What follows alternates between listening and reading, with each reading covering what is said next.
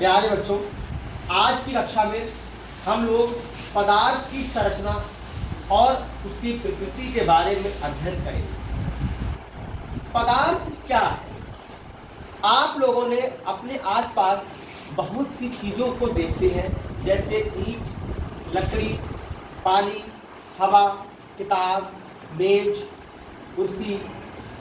ये सभी चीज़ें आप लोग अपने घरों में, स्कूल में, जहाँ भी आप लोग बैठते उठते हैं, वहाँ भी अपने आसपास इन सभी चीज़ों को देखते हैं। तो इन सभी वस्तुओं का, इन सभी चीज़ों को हम किस तरह से महसूस कर सकते हैं? या तो हम इनको छूकर महसूस कर सकते हैं, या इनको देखकर, या इनको उठाकर। तो ये सभी वस्तुएं क्या है? पदार्थ है। हमारा प्रश्न ये है कि पदार्थ क्या है? तो हम अपने आसपास, आप लोग अपने आसपास बहुत सी चीज़ों को देखते हैं। तो इन सभी वस्तुओं को जो स्थान घेरता है, जिसमें भार होता है और जिसका ज्ञान हम अपनी ज्ञानेंद्रियों के द्वारा कर सकते हैं, वे सभी वस्तुएं पदार्थ कहलाते हैं। आप लोगों ने हवा को भी महसूस किया होगा। हवा हमें दिखाई नहीं देती। हवा आप लोगों ने देखी है?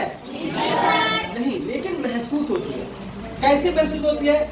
जब हवा चलती है तो ठंडी लगती है, और कपड़े भी हमारे हिलते हैं, हमारे सर के बाल भी हिलते हैं। तो हमें पता चल जाता है कि हवा चलती है, लेकिन हम हवा को देख नहीं सकते, हवा को महसूस कर सकते हैं।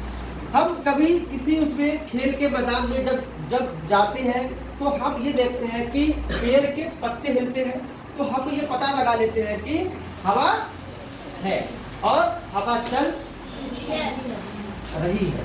तो ये सभी चीजें जो स्थान घेरती है, जिसमें भार होता है, जिसका ज्ञान हम अपनी ज्ञानेंद्रियों के द्वारा कर सकते हैं, वह सभी वस्तुएं पदार्थ कहलाती हैं।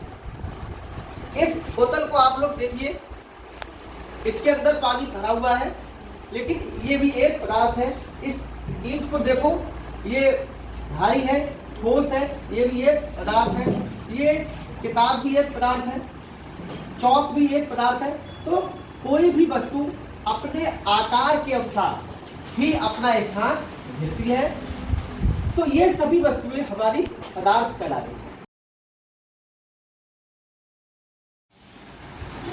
बच्चों, ये तो आप लोगों ने जान लिया कि पदार्थ क्या है। अब हम लोग ये देखेंगे कि यह पदार्थ बने किससे होते हैं। पदार्थ छोटे छोटे कणों से मिलकर बना होता है, जिन्हें हम अपनी आंखों से नहीं देख सकते। यही छोटे कण परमाणु और अणु कहलाते हैं। अणु और परमाणु से मिलकर ही पदार्थ बनता है। परमाणु क्या होता है? पदार्थ की सबसे छोटी इकाई परमाणु होती है। परमाणु पदार्थ का वह सूक्ष्म कण है जो स्वतंत्र अवस्था में नहीं रह सकता, किंतु किसी रासायनिक अभिक्रिया में भाग लेता है। अणु क्या होता है? पदार्थ का वह सूक्ष्म कण जो स्वतंत्र अवस्था में रह सकता है, किंतु रासायनिक अभिक्रिया में भाग नहीं लेता है।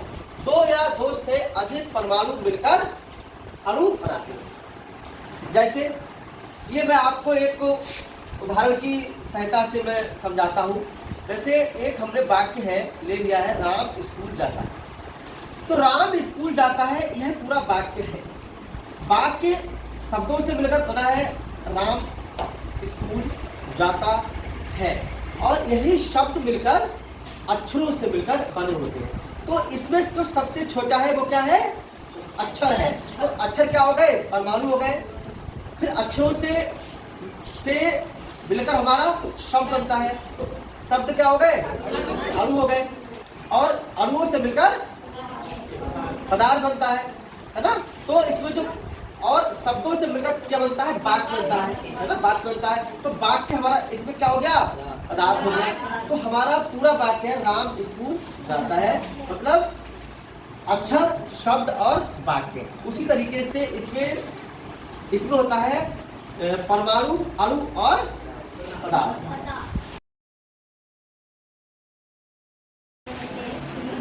बच्चों अब हम ये देखेंगे कि प्रकृति में पदार्थ किन किन अवस्थाओं में पाया जाता है। पदार्थ हमारा 3 अवस्थाओं में पाया जाता है, ठोस अवस्था, द्रव अवस्था और गैस अवस्था। ठोस अवस्था में ठोस के कण बहुत ही पास पास होते हैं, आपस में चिपके रहते हैं, जिसके कारण इनके बीच आकर्षण बल बहुत अधिक पाया जाता है।